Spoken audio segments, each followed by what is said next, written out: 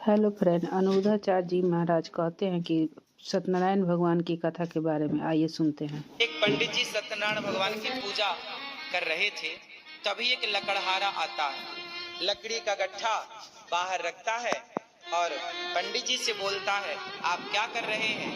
बोले, मैंने सत्यनारायण भगवान की कथा की है, ये तू प्रसाद ले। तो वो पंजीरी बांटते हैं पंडित जी और चरणामृत देते हैं। लकड़हारा चरणामृत पंजीरी खाता है और बोलता है, ये क्या था? बोले, ये सत्यनारायण भगवान की आज हमने कथा सुनी है। तो लकड़हारा बोला, क्या मैं भी सुन सकता हूं? पंडित जी बोले, श्योर, क्यों नहीं। तो लकड़हारा अपने सिर पर लकड़ी का गट्ठा रखा और उसने सोचा कि आज मुझे जो भी पैसा मिलेगा उससे मैं सत्यनारायण भगवान की कथा सुनूंगा। ये कथा सुनी ना आप लोगों ने? उस लकड़हारे ने क्या मन बनाया कि आज जो भी मुझे पैसा मिलेगा उससे मैं सत्यनारायण भगवान की। तो आज उसी कथा में, उसी पुस्तक में ये लिखा है कि आज उसे लकड़ियों के दूने दाम प्राप्त हुए। रोज 4 रुपए की बिकती थी, आज 8 रुपए की बिकी। हाँ या ना? अब बताओ कि आज उसे दूने दाम क्यों मिले? क्योंकि आज उसका उद्देश्य कुछ और था। आज उसका उद्देश्य ये नहीं था कि इस पैसे से मैं पेट भरूंगा, परिवार का मैं खाऊंगा। आज उद्देश्य था कि इस पैसे से मैं प्रभु की सेवा करूंगा। इस कथा से मैं इस पैसे से समाज की सेवा करूंगा, कथा सुनूंगा। बस पैसा कमाओ मेरे दोस्तों, मेरी माँ, मेरे भाइयों, पर उद्देश्य पेट भरना ना रखो, परिवार को पालना ना रखो। पैसा इसलिए कमाओ, हे प्रभु आप हमें इसलिए दीजिए कि हम आपकी और आपके भक्तों की सेवा कर सकें, समाज की सेवा कर सकें। कमाते आप भी हैं, पर अपने लिए और अपने परिवार के लिए। कमाता अनिरुद्धाचार्य भी है, लेकिन हम कमाते हैं, भीख मांगते हैं आपसे, लेकिन अपने लिए नहीं। गौरी गोपाल आश्रम में 280 वृद्ध माताएं रहती हैं, उनको रहना, खाना, दवाई सब फ्री। अखंड रसोई चलती है जिसमें 30,000 लोग पर डे भोजन करते हैं। 150 बच्चे पढ़ रहे हैं गौरी गोपाल गुरुकुल में। उन बच्चों के लिए, आप अपने बच्चों के लिए कमाते हैं, अपने परिवार के लिए कमाओ, अपना भी पेट भरो, परिवार का भी भरो, पर भाव अपना और परिवार का पेट भरना ना हो।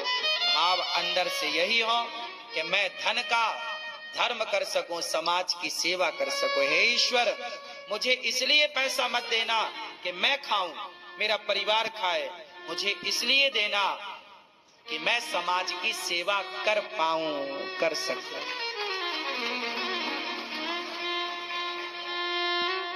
खूब पैसा कमाना चाहिए, भाव होना चाहिए। सेवा सर्वे भवन्तु सुखिनः, सर्वे सन्तु निरामया। हे प्रभु, आप पैसा कमाते हो? लाल भैया कहां पढ़ने गई? कौन सी यूनिवर्सिटी में उसने पढ़ाई करी है भैया? कहां सीखी है इसने? इसका मतलब है पेट भरना तो ईश्वर ने सबको सिखा के भेजा है। कमाना बुरा नहीं है, पर खाने के लिए कमा रहे हैं, ये सिद्धांत बिल्कुल गलत है। कमाओ, अपना भी पेट भरो, परिवार का भी भरो, पर भाव अपना और परिवार का पेट भरना ना हो। भाव अंदर से यही हो कि मैं धन का धर्म कर सकूं, समाज की सेवा कर सकूं। हे ईश्वर, मुझे इसलिए पैसा मत देना कि मैं खाऊं, मेरा परिवार खाए, मुझे इसलिए देना कि मैं समाज की सेवा कर पाऊं, कर सकूं। साल में एक बार सत्यनारायण जी की कथा घर में करवाना जरूरी है क्या? हाँ जी, यदि आपको ईश्वर ने सामर्थ्यता दी है तो साल में एक बार जरूर सत्यनारायण भगवान की कथा करा लेना चाहिए, नुकसान कुछ नहीं है ना। इसी बहाने सत्यनारायण भगवान की कथा के बहाने कुछ कन्याएं घर में भोजन कर लेती हैं, कन्या भोज, ब्राह्मण आके भोजन कर लेते हैं, ब्राह्मण भोजन, और सब प्रकार की क्रियाएं हो जाती हैं, यज्ञ भी, हवन भी हो जाता है छोटा सा, सब कुछ बढ़िया है, कर लेना चाहिए।